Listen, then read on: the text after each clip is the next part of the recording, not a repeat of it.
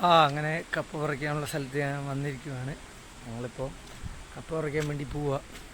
അവിടെ എന്നിട്ട് ഇതിന് മുകളിലാണ് കപ്പ തോട്ടം.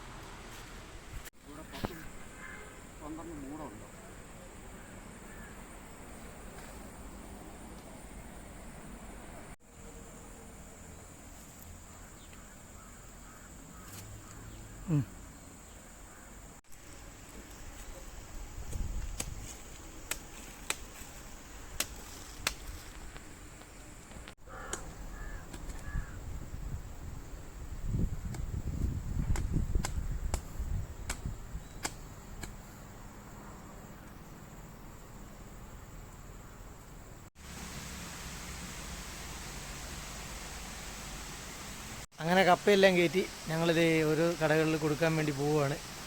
അപ്പോൾ കാണാം.